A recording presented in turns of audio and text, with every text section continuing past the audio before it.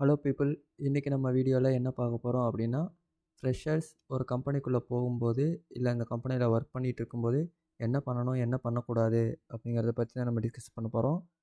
Already நிறைய பேர் வந்து அவங்களோட ஃபஸ்ட் கம்பெனியில் இது எக்ஸ்பீரியன்ஸ் பண்ணியிருப்பீங்க. இதெல்லாம் நமக்கு முன்னாடியே தெரிஞ்சிருந்தால் நல்லாயிருக்கும் அப்படின்னு சொல்லி நினச்சிருப்பீங்க. ஸோ அவங்களுக்கான வீடியோ தான் வந்து இது. ஸோ இதை வந்து எக்ஸ்பீரியன்ஸ் பீப்புளும் பாருங்கள். இதில் ஏதாவது மிஸ்டேக் பண்ணியிருந்தேன் அப்படின்னா வந்து எங்களுக்கு கமெண்ட்டில் சொல்லுங்கள், அதை சரி பண்ணிக்கலாம். ஸோ தெரியாதவங்க தெரிஞ்சுக்கோங்க.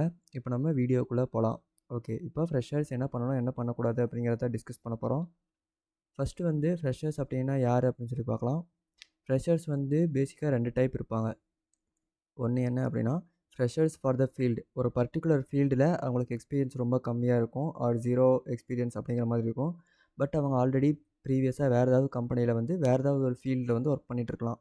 இப்போ எக்ஸாம்பிளுக்கு பார்த்தீங்க அப்படின்னா, இப்போ ஒரு மெக்கானிக்கல் இன்ஜினியர் இருக்காங்க அப்படின்னு சொல்லி எடுத்துக்குவோம். அவங்களுக்கு வந்து மெஷின்ஸை பற்றி தெரியும், ஃபிசிக்ஸு, நியூட்டனியன் ஃபிசிக்ஸ் பற்றி அவங்களுக்கு ஆல்ரெடி தெரியும்.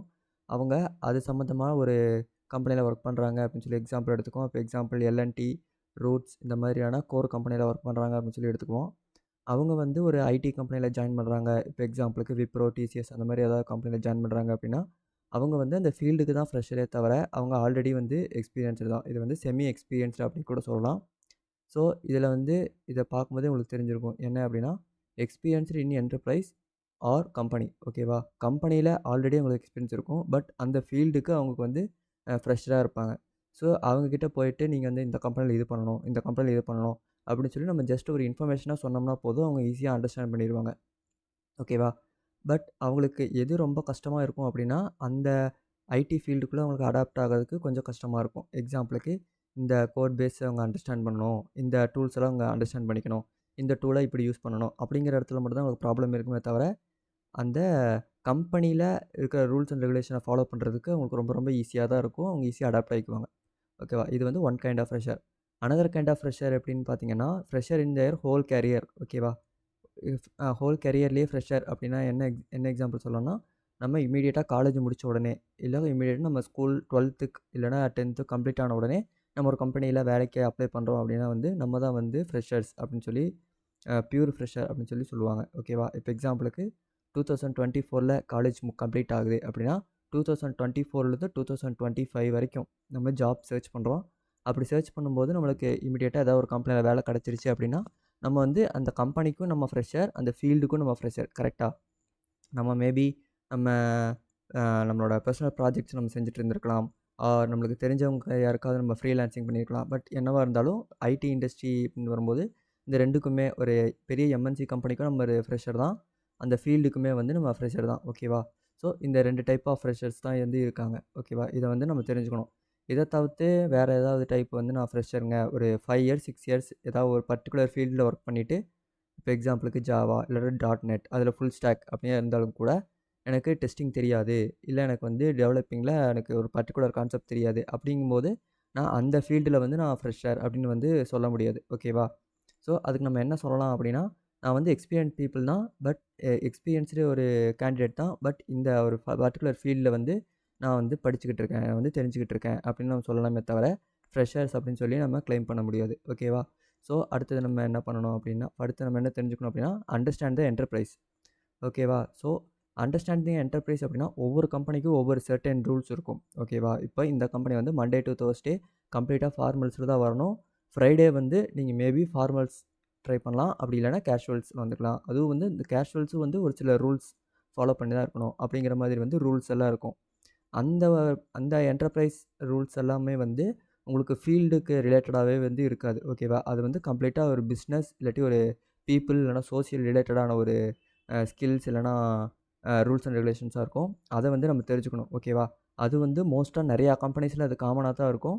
ஒரு சில கம்பெனிஸில் அது கொஞ்சம் டிஃப்ரெண்ட்டாக இருக்கும். எக்ஸாம்பிளுக்கு பார்த்தீங்கன்னா, ஒரு சில கம்பெனியில் ஃப்ரைடே மட்டும்தான் வந்து நம்மளுக்கு பிடிச்ச மாதிரி ட்ரெஸ் போடலாம் அப்படின்னு இருக்கும். ஒரு சில கம்பெனிஸில் வந்து வெட்னஸ்டே நம்மளுக்கு பிடிச்ச மாதிரி ட்ரெஸ் போடலாம் அப்படின்னு சொல்லியிருக்கும். ஒரு சில கம்பெனிஸில் வந்து நீங்கள் ஃபார்மல் ஷூ தான் போடணும்னு அவசியம் இல்லை, நீங்கள் வந்து கேஷுவல் ஷூஸும் நீங்கள் யூஸ் பண்ணிக்கலாம் அப்படிங்கிற மாதிரி சொல்லுவாங்க. ஒரு சிலர் வந்து நீங்கள் லேப்டாப் கண்டிப்பாக ஆஃபீஸ்க்கு எடுத்துகிட்டு வரணும் அப்படின்லாம் அவசியம் இல்லை, நீங்கள் லேப்டாப்பை வீட்டில் வச்சுட்டு வந்துட்டு நீங்கள் ஆஃபீஸில் இருக்கிற லேப்டாப்லேயே நீங்கள் லாகின் பண்ணி ஒர்க் பண்ணிக்கலாம் அப்படின்லாம் வந்து சொல்லுவாங்க. ஸோ இதெல்லாமே வந்து கம்பெனி டு கம்பெனி சேஞ்ச் ஆகும். எந்த கம்பெனியில் எப்படி ரூல்ஸ் இருக்குது அப்படின்னு சொல்கிறது அந்த இனிஷியல் ட்ரைனிங் டைமில் நம்மளுக்கு சொல்லிக் கொடுப்பாங்க. அதை வந்து நம்ம கிளியராக அண்டர்ஸ்டாண்ட் பண்ணிக்கணும். ஓகேவா? அடுத்தது என்னென்னா ஃபாலோ கோப். கோப் அப்படின்னா கோட் ஆஃப் பிஸ்னஸ் எத்திக்ஸ் அப்படின்னு சொல்லுவாங்க. ஸோ இதுவுமே வந்து ஒவ்வொரு கம்பெனி டு கம்பெனி இது வந்து சேஞ்ச் ஆகும். ஓகேவா? ஸோ ஒவ்வொரு கம்பெனியுமே வந்து அவங்களோட கிளைண்ட்ஸுக்கு டெலிவர் பண்ணக்கூடிய அந்த ஒரு ப்ராடக்ட் ஆர் சர்வீஸ் வந்து இந்த குவாலிட்டியில் இருக்கணும், இந்த ஒரு ஸ்ட்ரக்சர் இருக்கணும், இந்த ஒரு ஃபார்முலேட்டட் டிசைனில் இருக்கணும் அப்படின்னு சொல்லி அவங்க விரும்புவாங்க. ஸோ அது நம்ம எப்படி பண்ணுறது அப்படின்னு சொல்கிறதையும் அவங்க சொல்லிக் கொடுப்பாங்க. ஓகேவா? ஸோ ஒரு சில கம்பெனிஸ் வந்து எனக்கு வந்து இங்கே ஆரம்பிக்கணும், இங்கே முடியணும், இது எல்லாமே வந்து இந்த மாதிரி ஆளுங்கள் தான் செய்யணும் அப்படிங்கிற மாதிரியான ஒரு ரூல்ஸ் வச்சுருப்பாங்க. ஸோ அது எந்த மாதிரி ஆளுங்க எந்த மாதிரியான ஒரு ஸ்ட்ரக்சர் ஃபாலோ பண்ணுறாங்க அப்படின்னு சொல்கிறத நம்ம அதை அண்டர்ஸ்டாண்ட் பண்ணிக்கணும். ஓகேவா? ஸோ இது வந்து நமக்கு ஒரு முக்கியமான ஸ்கில். இதை நம்ம தெரிஞ்சுக்கணும். இது வந்து நமக்கு வந்து லேர்ன் ஆன் த கோ தான். ஓகேவா? ஸோ கம்பெனிக்குள்ளே போன உடனே ஃபஸ்ட் டேவே வந்து இதெல்லாம் சொல்லிக் கொடுக்க மாட்டாங்க. ட்ரைனிங் டைமில் இது சும்மா அவங்க பாட்டுக்கு சும்மா ஒரு ஸ்டேட்மெண்ட் மாதிரி கொடுப்பாங்க. நம்ம வந்து கேப்சர் பண்ணி வச்சுக்கணும். ஓகேவா? மேபி நம்மளுக்கு அது வீடியோவாக நம்மளுக்கு வீடியோ காலில் சொல்லும்போது நம்ம அதை ரெக்கார்ட் கூட பண்ணி வச்சுக்கலாம். ஓகேவா? அடுத்தது report all positive and negative things through mail once. ஓகேவா? So positive and negative things அப்படின்னா என்னென்னா, நமக்கு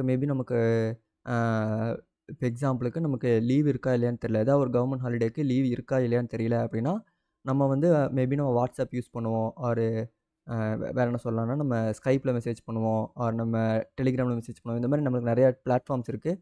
பட் என்னதான் ஈவன் நம்ம மைக்ரோசாஃப்ட் டீம்ஸில், ஸ்கைப்ஸில் இந்த மாதிரி அஃபிஷியல் டூல்ஸ்லேயே நம்ம பேசியிருந்தாலும் கூட, இந்த அவுட்லுக் அப்படின்னு சொல்லி நமக்கு ஒரு மெயில் கிளைண்ட் இருக்குது. ஓகேவா? அந்த மெயில் கிளைண்ட்டில் அந்த கம்பெனி யூஸ் பண்ணுற அஃபிஷியல் அண்டு லெஜிபிள் மெயில் கிளைண்ட்டை வந்து நம்ம யூஸ் பண்ணி, அதில் நம்ம அட்லீஸ்ட் ஒரு தடவையாவது அதை பற்றின இன்ஃபர்மேஷனை வந்து நம்ம ஒரு தடவை நம்ம ட்ரான்சாக்ட் பண்ணி நம்ம அதை தெரிஞ்சு வச்சுக்கணும்.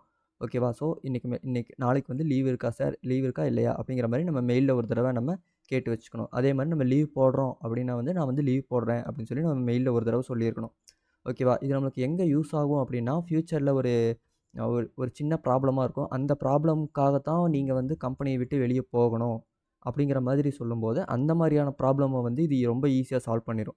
ஏன்னா நம்ம சிம்பிளாக மெயிலில் போய் நம்ம இப்போது ஒரு நாள் வந்து கண்டிப்பாக ஆஃபீஸ் வரணும்னு சொல்லியிருக்காங்க. பட் நம்மளால் லீவ் போட்டே ஆகணும் அப்படிங்கிற மாதிரி சுச்சுவேஷன் அப்படின்னா, அந்த டைமில் நம்ம முன்னத்த நாள் ஒரு மெயில் அனுப்பிட்டு நம்ம லீவ் போட்டுக்கலாம்.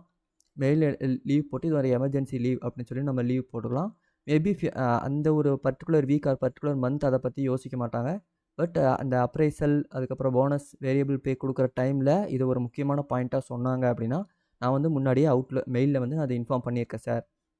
அதுவும் இல்லாமல் அது ஒரு இம்பார்ட்டன்ட் லீவ், ஒரு எமர்ஜென்சி லீவுங்கிறனால நான் அதை இன்ஃபார்ம் பண்ணதோட எனக்கு உங்கள்கிட்ட அப்ரூவ் வாங்கணும்னு சொல்லி எனக்கு தோணல. அதனால் அப்ரூவ் வாங்கணும்னு சொல்லி எனக்கு ஐடியா இல்லை.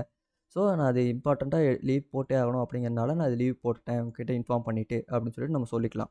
ஸோ நமக்கு வந்து இந்த மாதிரி பண்ணோன்னா நமக்கு மேபி நம்மளுக்கு ரிவார்ட்ஸ் வந்து குறையிறதுக்கு வாய்ப்பு இருக்குது. பட் அது கம்ப்ளீட்டாக ஜீரோ ஆகாது. ஓகேவா? ஸோ மெயிலில் நீங்கள் சொல்லாமல் விட்டீங்க அப்படின்னா, நமக்கு அந்த ரிவார்ட்ஸை வந்து கம்ப்ளீட்டாக ஜீரோ பண்ணிடுவாங்க. ஜீரோ பண்ணுறதுக்கு நிறையவே சான்சஸ் இருக்குது. ஓகேவா?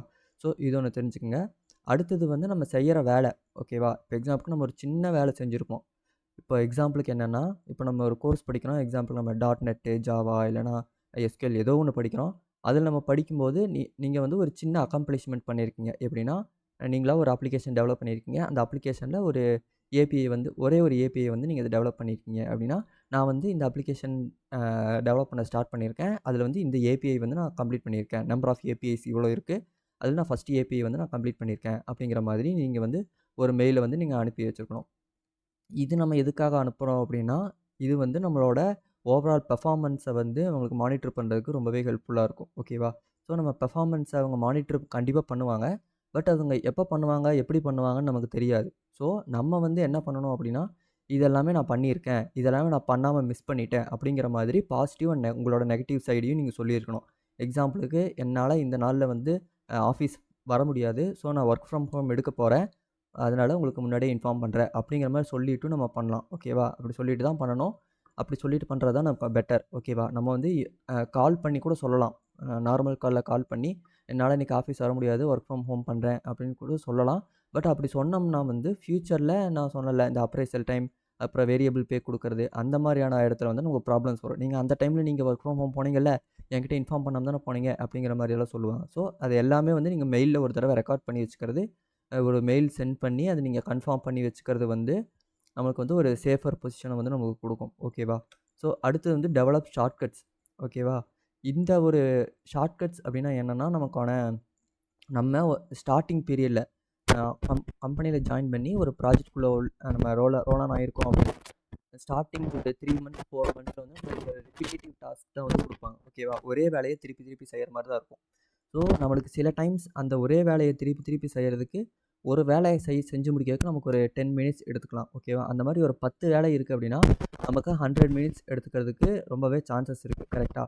ஸோ அந்த மாதிரி சுச்சுவேஷனில் நம்ம அந்த 10 டைம்ஸ் நமக்கு எடுத்துக்கிற அந்த டைமை வந்து நம்ம ஷார்ட்கட்ஸ் யூஸ் பண்ணி நம்ம ஒரு 20 மினிட்ஸ் 30 மினிட்ஸில் கம்ப்ளீட் பண்ணுற மாதிரி வந்து நம்ம பிளான் பண்ணிக்கணும். ஓகேவா? இப்போ எக்ஸாம்பிளுக்கு நீங்கள் ஏதாவது ஒரு டைப் பண்ணுறீங்க, அந்த கண்டென்ட் வந்து ஒரு டைனமிக் கண்டென்ட்டாக இருக்குது, அது வந்து ஒரு பர்டிகுலர் ஆர்டரில் தான் இருக்குது அப்படின்னு சொல்லி நீங்கள் கண்டுபிடிச்சிட்டிங்க அப்படின்னா நீங்கள் வந்து எக்ஸல் யூஸ் பண்ணிவிட்டு அதுக்கு ஃபார்முலா மாதிரி நீங்கள் ஜென்ரேட் பண்ண சொல்லலாம். அந்த ஜென்ரேட் பண்ணுற ஃபார்முலாவில் நீங்கள் கொடுக்குற அந்த டைனமிக் வேல்யூஸை வச்சு அது வந்து ஈஸியாக ஒரே மாதிரி நிறையா மல்டிபிள் என்ட்ரிஸை டெவலப் பண்ணுற மாதிரி க்ரியேட் பண்ணுற மாதிரி நீங்கள் வந்து ஃபார்முலா வந்து டிசைன் பண்ணலாம். ஓகேவா? இதுவும் வந்து உங்களுக்கு ஸ்டார்டிங் பீரியடில் வந்து உங்களுக்கு நிறையவே டைம் இருக்கும். ட்ரைனிங் முடித்து ஒரு ப்ராஜெக்ட்குள்ளே ரோல் ஆன உடனே சொல்கிறேன், ஒரு 1 மந்த் இல்லைனா 2 மந்த்ஸில் சொல்கிறேன். அப்போ உங்களுக்கு நிறையவே டைம் இருக்கும். அந்த டைமில் வந்து இந்த மாதிரி ஷார்ட்கட்ஸ் வந்து நிறையா உங்களால் எவ்வளோ ஷார்ட்கட்ஸ் முடியுமோ அவ்வளோ ஷார்ட்கட்ஸ் வந்து டெவலப் பண்ணி வச்சுக்கோங்க. டெவலப் பண்ணி வைக்கிறது மட்டும் இல்லாமல் நீங்கள் டெவலப் பண்ணுற ஷார்ட்கட்ஸை வந்து ரொம்பவே ஸ்லோவாக ஒர்க் பண்ணிகிட்டு இருக்க ஒரு ஒர்க்கருக்கு வந்து சும்மா ஷேர் பண்ணுங்கள். ஓகேவா? அந்த ஒர்க்கர் வந்து உங்களோட லெவலில் இருக்கும். ஓகேவா? நீங்கள் லெவல் 15ல் இருக்கீங்க அப்படின்னா உங்களோட ஈக்குவல் லெவல் 15th லெவலில் இருக்கிற ஒரு எம்ப்ளாயி உங்களோட ப்ராஜெக்ட்லேயே இருக்கணும். ஓகேவா? அந்த ப்ராஜெக்டில் இருக்கிற எம்ப்ளாயிக்கு வந்து அந்த ஷார்ட்கட்ஸ் வந்து ஷேர் பண்ணுங்கள். ஓகேவா? ஷேர் பண்ணிவிட்டு இதை பற்றி வெளியே யாருக்கிட்டையும் சொல்லாதானா அப்படிங்கிற மாதிரி சொல்லிவிட்டு நீங்கள் இதை யூஸ் பண்ணிக்கிங்க அப்படிங்கிற மாதிரி சொல்லுங்கள். ஓகேவா? அப்படி பண்ணும்போது என்னென்னா அந்த ஒரு உங்களோட டீம்மேட் இல்லை உங்களோட டீம்மேட் தான் அவங்களுக்கு வந்து ரொம்பவே ஹெல்ப்ஃபுல்லாக இருக்கும். அதுவும் இல்லாமல் அவங்கக்கிட்ட உங்களோட ரெஸ்பெக்ட் வந்து இன்க்ரீஸ் ஆகும். ஓகேவா? ஸோ இந்த ஷார்ட்கட்ஸ் தெரிஞ்சுக்குங்க. பட் இந்த ஷார்ட்கட்ஸ் நீங்கள் யூஸ் பண்ணிகிட்ருக்கீங்க அப்படிங்கிறது வந்து உங்களோட சீனியர் மேனேஜர்ஸ் இல்லாட்டி ஹெச்ஆர் பீப்புள் இந்த மாதிரி மேனேஜ்மெண்ட் டீமில் இருக்கிறவங்களுக்கு வந்து தெரியாத மாதிரி பார்த்துக்கோங்க. ரீசன் என்ன அப்படின்னா நீங்கள் ஷார்ட்கட்ஸ் யூஸ் பண்ணி நீங்கள் டாஸ்க்கை ஆட்டோமேட் பண்ணுறீங்க இல்லை நீங்கள் ஃபாஸ்ட்டாக கம்ப்ளீட் பண்ணுறீங்க அப்படின்னு தெரிஞ்சிருச்சுன்னா நமக்கு வந்து ரொம்ப அதிகமான டாஸ்க் வந்து இதே மாதிரி கொடுக்க ஸ்டார்ட் பண்ணுவாங்க. ஓகேவா?